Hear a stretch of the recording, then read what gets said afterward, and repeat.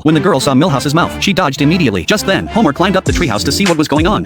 Ew, I kissed that sad weird kid! As soon as Homer spotted the empty beer bottle on the ground, he lunged angrily at Bart, but Marge stopped him just in time. In family court, Homer admitted that Marge was not his first love, and then told everyone the truth. When he was 10 years old, Homer worked as a dishwasher at a summer camp. He found a pair of braces left behind by a guest and immediately returned the braces via the conveyor belt. Through this, he and the owner of the braces, young Marge, developed a mutual affection for each other and agreed on a place to meet next time. Homer immediately showed off this matter to his friends. For safety reasons, Carl lent him a switchblade. Need a switch, but where's the blade? I don't worry, chicks love that kind of thing. At the same time, Marge was using an iron to straighten her hair, but accidentally burned it. So, she waited at their agreed meeting spot with a head of brown hair. Homer soon arrived by boat. To break the awkwardness, Marge took the initiative to kiss him, and the two quickly fell in love. Homer gave Marge a heart-shaped stone and made plans to meet again. However, Homer accidentally fell off a cliff. When he woke up, he was mistakenly identified as an escapee from a weight loss camp and was forced to stay there to lose weight. Marge waited for Homer for a long time, but he never showed up. She tried calling him, only to find out that the name Homer had given her back then was fake. Feeling deceived, Marge threw away the love token Homer had given her and left the summer camp right away. When Homer finally made it to their agreed meeting spot, Marge was already long gone. After telling all this, Homer begged Marge to forgive him for all the accidents that had happened back then, but Marge's heart had already been deeply hurt. Homer, when your nerves are hurt for 30 years, it doesn't go away in an instant.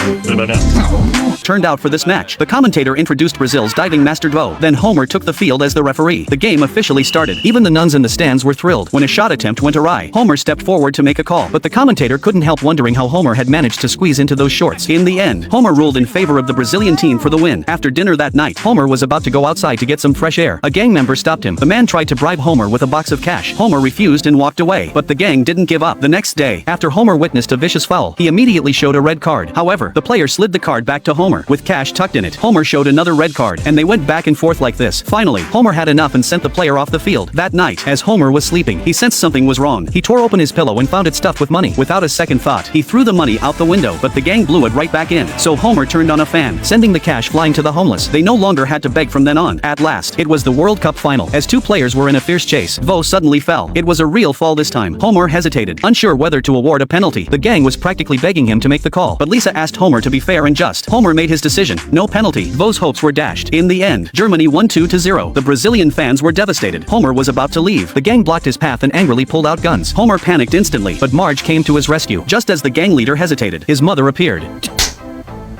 You are free to go. Homer ate the object, and afterward, green snot started dripping from his nose. That night, Homer's stomach felt hungry most of the time. He ate everything in the refrigerator, but he still felt starved. Just then, Bart appeared and Homer even tried to eat Bart. Luckily, Marge arrived just in time to stop him. Peppers, but you eat our son? Egg. By this point, Homer had already eaten the family cat and had completely turned into a monster. When he saw a young man squirting barbecue sauce on himself and accidentally falling into a fire, Homer could no longer hold back and began eating people. His body grew bigger and bigger, and his appetite was no longer satisfied with just a few people. Homer was now not picky about what he ate at all. He would eat almost anything, whether it was a man or a woman. He would just stuff them directly into his mouth. Howdy-ho, Globberino. A doctor advised him to eat less, but in Homer's eyes, the doctor was also food. He even ate the doctor. The police were helpless against Homer, so they had to call Marge, hoping she could communicate with him. Homer missed Marge, but Marge said she couldn't accept this 4,000-ton cannibalistic monster. Dad, you're eating Dr. Phil. To keep Marge, Homer was willing to do anything. The mayor tricked homeless people into a shelter, lying that he would provide them with good care. But when he opened the shelter's door, he realized Homer was waiting inside, and all those people eventually became Homer's food.